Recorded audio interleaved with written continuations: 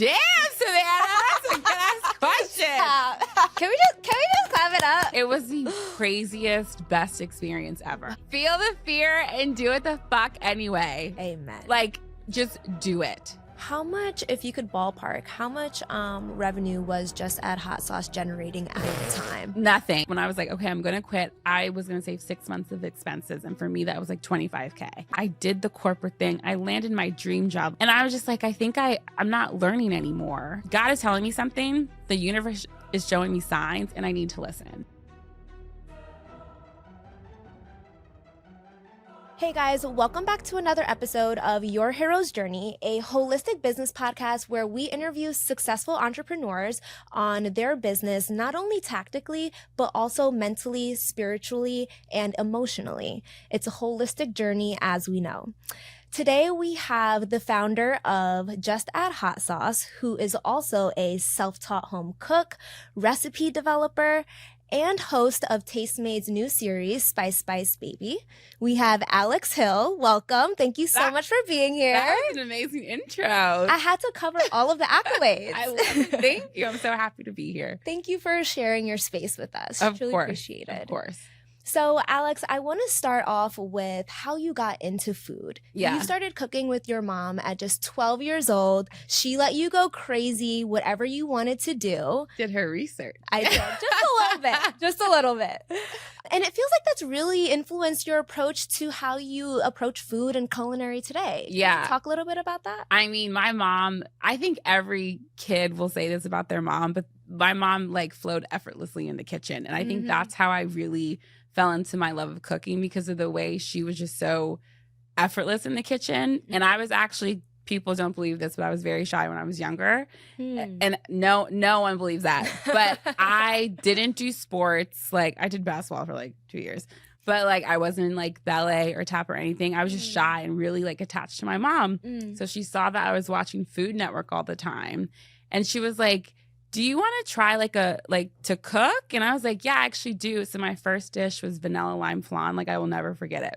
That is not an easy dish. It's not. Like, I wanted to be a pastry chef at first, but I was like, this is way too hard. But yeah, that's how I fell in love with cooking. And then my mom, I don't even think they knew what they were doing when I was younger, just pouring into me, because my dad took me to a culinary school in Vermont when I was like maybe 11 or 12. Oh, wow. And I wish I could find this picture, but I had on like the apron and everything. So cute. Because they just knew I loved cooking. So that's really how I got started. That's really beautiful that they were trying to cultivate your passions at such an early age. But you didn't end up getting into cooking until, or really diving into it until what, 2017? Yeah, 2017. So what kind of led you to veer off of that? You felt like your dream job was landing Epiphany. Yeah, that was my dream job. But, you know, when I was 18, I wanted to go to culinary school outside of high school. And my mom was like, absolutely the fuck not. Sorry, can I cuss? Yeah, I'm like, absolutely. She was like, I knew you liked cooking, but like, no. And so she was like, if you think about cooking after, we will like go to a culinary school. So I went to Hampton. It was the best decision of my life. Like, going to HBCU and just going to a 4-year, like, I'll never get those years back. But cooking just kept following me. I would cook in college. I would cook for my friends and my boyfriend at the time. And then I graduated because I majored in PR and marketing. And I was like, oh, I think I'll be good at this. Like, I like to talk, whatever. And then when I graduated, you know, the whole hustle and bustle of like, you get a job and then you want to get another job and then you want to get your dream job and all those things and like climb the corporate ladder. But food just stuck around. And really, for me, I was just working for myself, not working for myself. I was working for other people for almost, at that point, I think it was like 7 years. And I decided to start my food blog in 2017, just as like, hey, this is for me. Not knowing what the fuck I was doing at all, like at all. Okay, so you're in Epiphany, right? Yeah. So you had, when did you join? Well, 2019? I started my food blog at my other job in 2017. Okay. I was at another marketing agency called Allied Integrated Marketing. Okay. I was there for almost 7 years. Yeah, I was there for 6.5 years. Wow. And that was when I decided to just start something for myself. And I just decided to do a food blog, Just Add Hot Sauce. And then lots of starts and stops. But then when I was doing my interview at Team Epiphany in 2018, Coltrane asked me in our interview, he was like, well, what do you do outside of work? And I was like, well, I have a food blog. It wasn't really active, but I had it. And he was like, well, we love people to pour into what they love. And so that's really what got me started back doing Just Add Hot Sauce. That's beautiful. Yeah. So what was the feeling, because you ended up resigning from Team Epiphany to do, was it a blog at the time when you resigned? So it was still a blog. Okay. But that's when I guess the influencer thing, no, that was I resigned in 2021, but that's when everything took off for me because I started making money through like social media partnerships. That's really was like the push to get me to quit. And where were those social media partnerships? Were they on YouTube, on Instagram? They were on Instagram. Just on Instagram, yeah. Okay. And how did that come in? Were you reaching out to people, or were you just getting so much traction? Okay, talk about that. In 2020, because obviously it was COVID and we had the stay-at-home order, that's when everything took off for me. I had my blog in 2017. I had I think maybe 5,000 followers on Instagram, but that was just from work and life. So when we had to stay at home, that's when everyone started to come to my page because I was going I was cooking every day. I was spending $800 on groceries every week. It was nuts. And for those who don't know, what is the premise of your recipes? So my whole tagline is approachable food for a spicy life. Love so that. I try and do relatable, approachable recipes that are great for millennial people, millennial women especially, because that's my following. But it's just they enjoy good food and they like to entertain, but they also like to enjoy life as well. So nothing that's so hard, but it's comforting. Like flan. Right, like flan, exactly. Like flan, yeah. Okay, so you're doing well. It's the pandemic. Yeah. You're going hard with your recipes and your content, specifically on Instagram. Yeah. So what were the types of partnerships or the brands that were reaching out to you? And what were the types of deals that they were offering too? Well, okay. So 2020, I think I got my first $500 partnership, and I forget, it was I forget what it was. It was $500. I know that. And I was just oh my God, I can make money. But it was a lot of food brands or just I remember Target was my biggest partnership. That's huge. Shop of 2021, I did an HBCU virtual cooking class. And I remember they paid me $3K. I was oh. That's awesome. I was holy And they reached shit. out to you. They reached out to me because a girl from Target followed me. Wow. And so it was really just all word of mouth from social media. That's really how my following started to grow. And then it kept climbing and I was oh, I think something's happening here. Yeah. And I started to make money and I was I feel I need to get on this train before it leaves, you know? So you have one of the best jobs in advertising at the time, working on some great accounts. Yeah. Like BT, Amex, Yep. some big names. Yeah.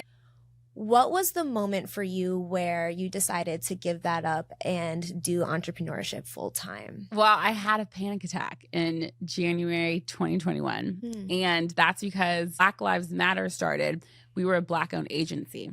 And I think, obviously, DEI and all the things, everyone, granted, we were that poppin' agency, we were good, but we were during that time. There was so much business, I think, because of, the whole BLM and Black Lives Matter and, DEI and all that shit. All of the brands were on it. All of the brands were just we need culture, we need diversity. So we were busy. And literally, I remember I was sitting at my desk and I had a bottle of water. No, I had a mason jar of water. And my desk, meaning my kitchen table, because I was at home during the pandemic. Right. And literally, it was Slack notifications going off. It was text messages. It was emails. It was just and I was juggling Just Add Hot Sauce and my job. And I remember I got hot all over my body. And I was I said to my boyfriend at the time, I was I think I need to take a second. He was okay. So I got up and outer body experience. I remember I threw the mason jar in the sink and shattered everywhere. And I was fetal position crying for an hour. Because I was just overwhelmed and I didn't know how to control my emotions. And it was that moment that I was I'm going to quit because I was I can't keep doing this. I love my job, but I love food more. And so I want to take a leap of faith. And I was scared shitless, but that was when I decided I was I'm going to quit my job. How much, if you could ballpark, how much revenue was Just Add Hot Sauce generating at the time? Nothing. Absolutely nothing. Like, I remember when I was like, okay, I'm going to quit, I was going to save 6 months of expenses. And for me, that was like $25K, like give or take. And I was just like, I don't know. It wasn't generating shit. It was like, I was probably making like maybe an extra, like maybe $2,500 a month. Ooh. Or maybe $5K. That's like scary. It's terrifying. Thinking back, I don't know what the fuck I was doing. Like, that's so scary. And it's interesting because I feel like a lot of us, we go through panic attacks every day, and we will stay in that same position. I had one earlier today. I was like, I'm overwhelmed. Well, thank you for still being here. Of course. But there's so many people that will stay in that position because they need that sense of, it's really false security, right? 100%. Because stability. Exactly. It's stability. What would you say to someone who is kind of going through that decision-making process right now where they're on the fence, but they're not sure if it's the right thing to do? How do you know when it is the right thing to do? I think I'm very woo-woo. We talked about Love that. I mean, that's the whole premise of this podcast. You know, like, it's more than just strategy and logic. Exactly. Like, for me, it was always signs from the universe and signs from God of just like, something keeps pulling me to quit, and I am not that. Like, I am a Taurus. I like routine. I like stability. Like, I like knowing I got a paycheck in 2 weeks. Like, that's how I've been for the longest. And I think I saw a quote also that said, feel the fear and do it anyway. And I had it on my screensaver on my phone for like years. And I was just like, I can't, like, I did it. I did the corporate thing. I landed my dream job. Like Team Epiphany, they were great to me. And I was just like, I think I'm not learning anymore. Like, I was like, I think I could like jump and see what happens. And that's really when you are tested. And like, when you take a leap of faith, it's just like, yeah, like, you gotta fucking do it. Yeah. You know? And I think it was that panic attack that I was like, okay, God is telling me something. The universe is showing me signs, and I need to listen. So yeah. My favorite Oprah quote, I told you this yesterday. Yeah. The universe will whisper in your ear. Yes. You don't listen. Oh, I got chills again. Yeah. You. If you don't listen, it'll knock you down. And I think it knocked me down in January. Yeah. In January 2021, I was like, it knocked me down because I've never had a panic attack before. So I was like, yeah, that's a sign that I need to take a risk on myself. How was that moment? Has that moment influenced how you kind of approach your business now in terms of just ensuring you have a certain level of mental clarity and foundation? Yeah. Oh, that's a good question. Damn, Savannah, that's a good ass question.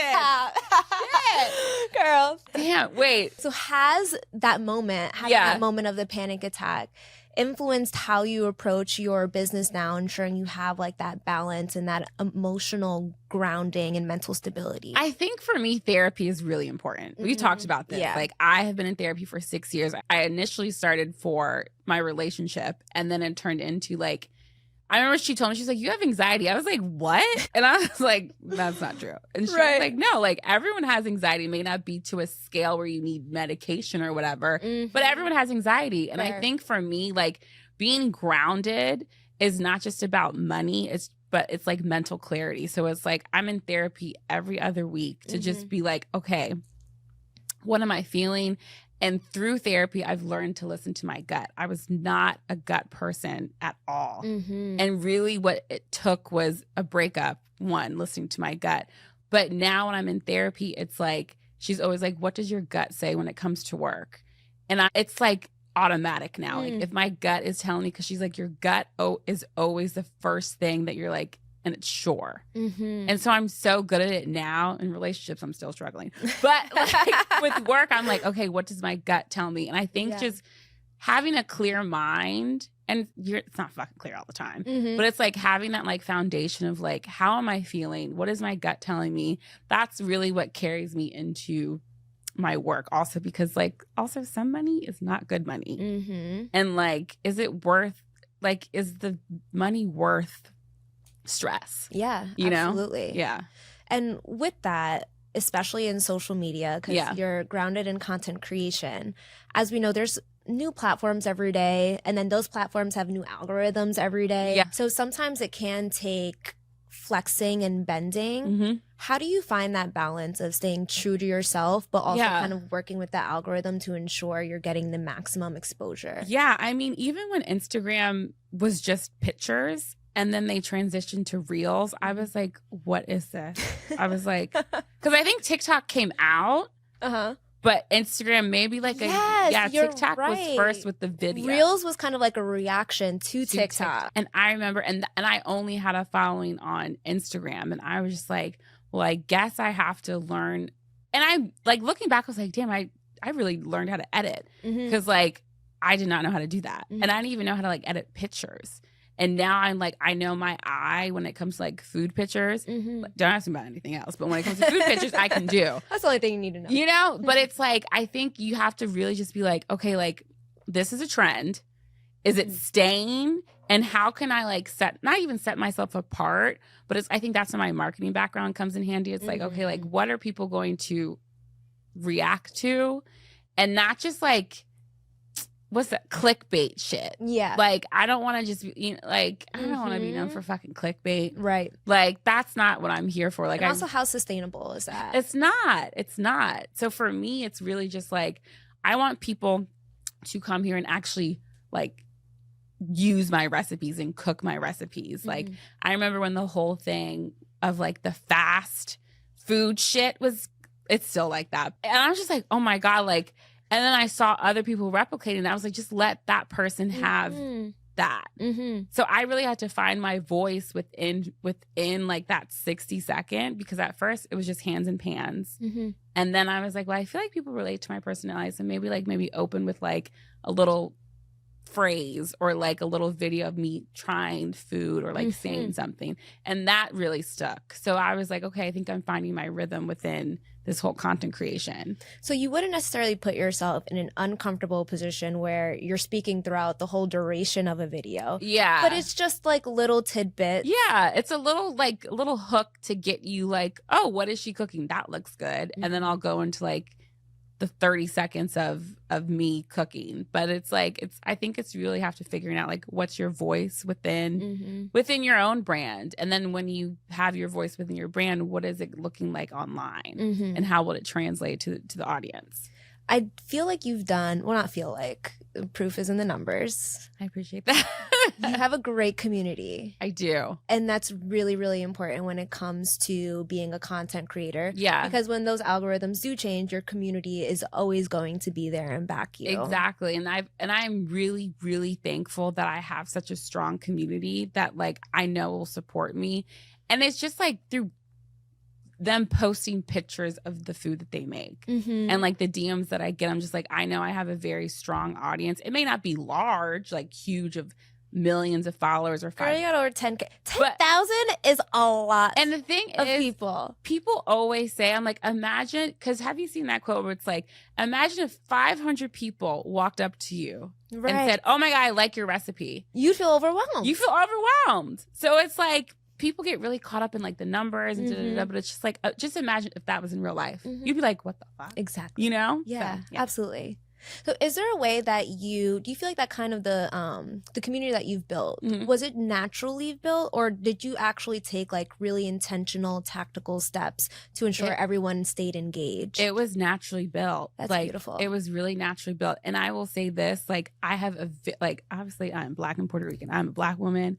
Amen. But I have a strong Black woman following. I remember, this is how much like I'm like, oh, I have a strong audience of like they are engaged with me and obviously what I cook. But I follow another creator and she's Latina. She's straight Latina, I think. But she posted about Kamala. Obviously, those are her views, and the amount of hate DMs and comments she got. I was like, oh my, like I've never experienced that about my political views or just being a Black woman or saying anything. And you've posted your political views on your page before? And I've this one guy said something smart, but he was trying to be funny. And I was like, I nipped it in the butt really quick. But she got like hate mail. Dang. That's And really unfortunate. it's really unfortunate. I was like, thank God I've never experienced that. So it's like, it just goes to show like how strong my following is within like the Black community and just Black women in general. And you know what I've seen in strong communities too? It's like when you do have someone who will start talking shit in the comments, they'll correct them before you get to correct them. I had someone do that to me the other day. And I was just like, because they posted, which I don't understand, like, if you don't like something, keep the fuck scrolling. Go. I was eating with my friend and I made a lamb gyro. And literally he made me laugh and I laughed out loud. And obviously there was food in my mouth. She commented and was like, so I really like this video, but the shot, mind you, it was a 0.1 second shot. She was like, all they need. That's all they need. She was like, but the shot of you eating and laughing was disgusting. So I reposted it. And I love the energy. I reposted it. Because you know how you can like pin the comments and like repost the comments. Yep. And so I was like, I was just having a good time with my friend. I'm sorry that I was trying to capture authentic fucking shit. And people were in my DMs like, girl, I was about to say something to her. I was like, please don't. I was like, please don't. But it was like a great, like, I'm like, oh, my community has me, you know? It really does. Good feeling. And it also takes a lot of tough skin to be in the eyes of content creation. Yeah. Does that ever affect you? Oh my God, what? Well, let me tell you. I did something with BuzzFeed, and this was, I think, 2021, or maybe late 2020. It was summer. So maybe late, I don't know. I think it was late 2020. So they reached out, and I was like, oh my God, BuzzFeed's reaching out so that we want you to do something. Huge. It's huge. They have a huge following. And so the producer, thank God she said this. She was like, I'm just going to give you a heads up. Do not look at the comments when we post your video. And I was like, why? And she was like, our audience is just very cutthroat. And I was like, okay. So, of course, what did I do? When go straight to the comments. They were like, this girl's voice is annoying. She sounds like a white girl. The oohs and the ahs are cringy. She's drunk. Like, it was, because they made me like, mind you, power of editing. They made me like take a sip of mimosa, but I didn't finish it. But they're like, oh my God, she's drunk. Oh my God. It was, I was they're like, the worst. They're the worst. They're the worst. And I was like, ever since then, if it's not on my page, I don't look at the comments because people are just so cruel. But you'll go through all of your comments. All of the comments that are on my page, I'll go all through all of them. Yeah. Okay. Yeah. All right. And what would you say is your two major platforms that bring you income? Instagram and Substack. And Substack. Tell me about that. I'm not familiar. I've heard it like dangled around. So Substack is gonna be the next app. Okay, tell us. I don't know when it started, but I got onto it in 2021. Okay, and it was just like an exclusive like newsletter like platform. It's really for writers. So I heard that my manager at the time told me that a lot of publishers go through Substack because if you can like be consistent on Substack writing, you're more promised like a book deal. And not just like food, but like other, and it's really like beautifully written newsletters that it's almost like you're reading someone's like journal entry. It's really great. And so I got on it because my big sister was like, I feel like you should do like a website or like an exclusive recipe with your like community. I was like, okay. So I started that. And then when I quit my job, it became like a journal dump.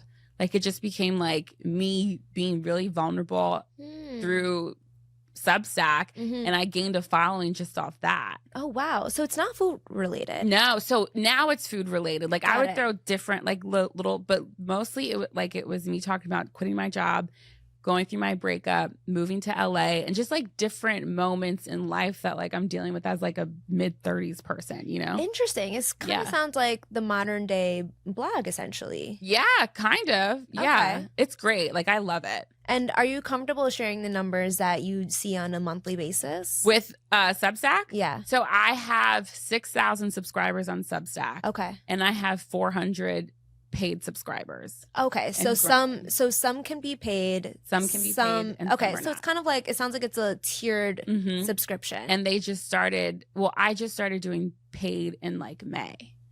Oh, so recently. Yeah. So because at first I was like, I don't want to make money through it because it's such like a favorite thing for me to do. But my manager was like, I feel like you should start doing a paid subscription. So now if you're paid, you get a recipe every Friday. You're guaranteed to get a recipe. You get first access to cooking classes. That's really cool. So it's like, and that's what happened. Like they got first access of my cooking classes when it's next week. So it's like, yeah, it's like an exclusive little like corner of the internet. Okay, beautiful. Yeah. That's a really good little tidbit. Yeah. I love that. I love Substack. Now, I want to talk about the balance of passion and capitalism. Woo! Yeah. That's essentially the cornerstone of entrepreneurship. Yeah. Right? Mm-hmm. And we kind of just talked about how you don't want to bend with the trends too much. But a lot of the times we can get caught up in the numbers. And you can feel that pressure too, because as an entrepreneur, you eat what you kill. Yeah. How do you find that balance, and how do you know when it is time to start monetizing off of something that you just genuinely love to do? I think that's a really, because not everyone should do it. Right. Like not everyone, because I had a client back in the day, back at TE, and I remember she was like, I will never forget this. She was like, not everyone can be an entrepreneur because there's some people that have to be at the corporate jobs to give y'all money. Touche. And I was like, that's so real. So I think, I don't even know if I have an answer for that because I think it's just like. Well, what is it for you, would you say? For me, it's like I'm really living in one of my answered prayers. Like I've always wanted to be in food. I didn't know how I was going to be in food because I never really felt the urge to cook at a restaurant. Like I never really wanted to be a chef in a restaurant. So I think it's a blessing that social media came about because then I was able to share my passion with the world. And I couldn't afford to go to culinary school. And that's like the route you have to go. Obviously now, not really. But it's like, yeah, like social media was a blessing for me because I was able to share what I love. And for me, it's like, I really am doing what I love. Like I'm making money. Like my cooking class is in a couple weeks. And I'm like, damn, like I love what I do. So I think it's tough to really be like, okay, like, so I don't know if this makes sense, but I took up photography, not even photography. I have a film camera that I really love. And my therapist was like, you should do something other than food. And I just will bring that everywhere. And like just like snap pictures, and I'll just have like a collection in my phone, and then like I'll get the prints and like send it to my friends. But I don't want to make money off of that. I think if you know if it's a hobby or if it's a passion. That's fair. Like, okay, that's a great distinction. Yeah. A hobby versus a passion. Yeah, like I know my passion is food and bringing people together through food. But I have different hobbies, but I'm not going to like monetize off of it. Right. They're just like your creative outlet. Yeah. You want to let them remain as that and kind of protect the peace around that. Exactly. Okay. So you have such a huge following now. Success. Yes. And you've gotten a really big role with Tastemade, now hosting your own series called Spice Spice Baby. How did that come about? Did they reach out to you like all of the other brands? Yeah. I love that. When you're in your element and like where you're supposed to be, I feel like the doors just open. Exactly. I always say when you're truly doing what you love, like the doors are going to open. Like just like you have to be laser focused of like, and to a certain extent delusional to be like, I'm just going to keep putting this content out no matter what it looks like or like how rough it is. I'm just going to do it for myself. And if people see, people see. And thank God people saw. So my dream has always been to have a cooking show. Like I would pretend when I was younger to be like, and now like, da-da-da-da. Yeah, like I've always wanted a cooking show. So I started a YouTube series called Hot Sauce at Home, just like long form, because I felt like that was my own cooking show produced by myself. And I was like, I want to do it because I feel like people relate more to my personality with cooking. So I put that out like, I think March 2022. And Tastemade saw like the trailer I would post to my Instagram that would like go like, oh, check out the YouTube. And I got a DM from them. And I was like, Tastemade. I was like, okay. I was like, I've definitely seen Tastemade before. Like, obviously I would love to be on their radar. Had a call with them just like, hey, like we would love to keep you in mind for different stuff. I was like, oh my God, absolutely. So I don't really remember the timeline of that, but that was, I know my Hot Sauce at Home YouTube was March 2022. And then literally I made the decision to move to LA in September 2022 after I went through a breakup. And so they had an event at their studios in Santa Monica, and I didn't have a car yet. I just moved here. I had like no furniture, but I saw it was Tastemade in like a Pinterest event, and I was like, I'm just gonna go. I was like, I'm just gonna go, because like just thinking like I might meet some people, and I went by myself. I took an Uber there to Santa Monica, so during like rush hour. So I was like, oh my God. So I saw the talent girl, and because we had a phone call back in like whenever. And she was like, do you live here now? And I was like, yeah. She was like, huh. And when you see someone's wheels turning? And I was like, yeah. She was like, you'll hear from me. And I was like, okay. So that was September 2022. March 2023, I get an email that says show concept. That is I got chills again. Oh my God. Time. And because again, I was just like putting out content. I was having partnerships. I was just doing what I love and obviously making money for it. But I got the email and I was like, what? And so I got on the call with her. I was like, what? And she was like, I've been pitching you. She was like, Alex, I've been pitching you. I think we have something. And I was like, okay. She was like, I think I have a show for you. And I was like, okay. And so then she was like, this is what we're thinking. I had a call with like the casting or like another talent girl. And literally May 2023, I got an email because I was at my best friend's wedding that said, congratulations. And I was like, because you like these things, like you get emails and you're just like, okay, this is not going to happen. And I was just like, if it happens, I was like, because nothing from me will never miss me. Everything that is for me will not miss me. Amen. And I was like, holy fuck. I was like, I have a cooking show on Tastemade. That is fucking amazing. Can we just clap it up? Yes. It was the craziest, best experience ever. Wow. Yeah, it was great. And can I just say this is interesting because you mentioned when we were talking about like the algorithm changes and reels, you only wanted to put out like a little intro of you speaking, not necessarily speaking through a whole thing. Yeah. And now here you are hosting your own TV series. Yeah. And that was the hardest thing I've ever had to do in my life. I was about to say, like, how do you feel? Like, it had to have been scary, obviously. Thank God, because like, there's like one person here having 20 people, like camera, streaming network, like execs. And you're just like, I've never done this before. Like I've done it with my phone, or maybe I've had like other partnerships where it's like 5 people, but having like a whole set, you feel like the world is like on your shoulders. And like if I fail, analyzing everything. And I was like, oh my God. And the director would just be like, okay, Alex, imagine you're talking to your best friend. And I was like, with 30 people? Like, I think I went cross-eyed at one point because I just legit, I had to block out everyone. Cross-eyed is crazy. And then they're like, okay, Alex, you have to stop looking at other people because like your eyesight. But it was the craziest experience. It was so amazing and so hard, but it was so great. And it's still streaming. We're hoping for a second season. Okay, so, where can we find it? It's on Tastemade, wherever you stream TV for free. Say that. Yes. Say that. It's a streaming channel. So if you have like YouTube TV or like Sling, you already have it, but you can also download it as like how you download Max or anything like that. I love that. Yeah. Wow. Congratulations. That's fucking amazing. Yeah, it's amazing.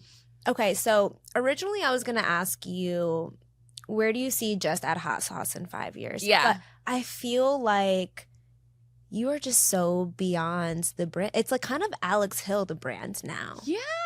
So I'm going to pivot the question. And ask you, where do you feel like you see yourself in 5 years? Oh my gosh. I feel like I am a New York Times bestselling cookbook author. Yes, the fuck you are. Let's claim it, girl. I'm claiming that for you. Okay, 5 years, I would like to have at least, let's say, 2 books out. Okay. I do want to open up something.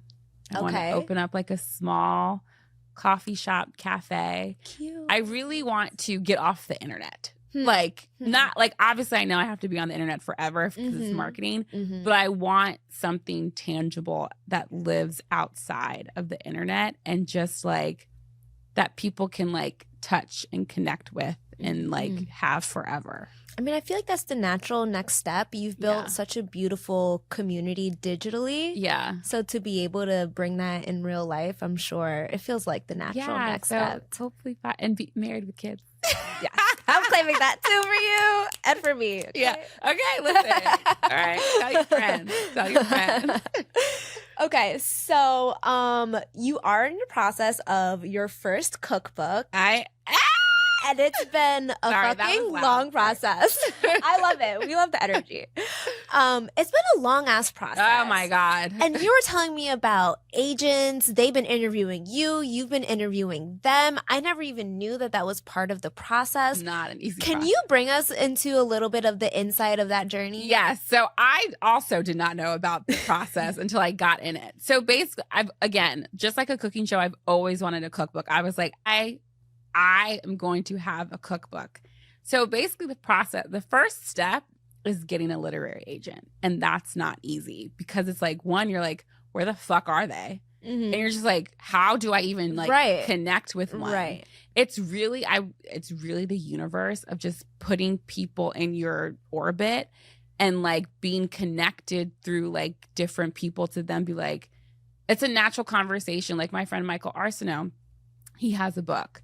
And he's on his third book. Oh, wow. And so he was like, has a literary agent reached out to you yet? And I was like, no.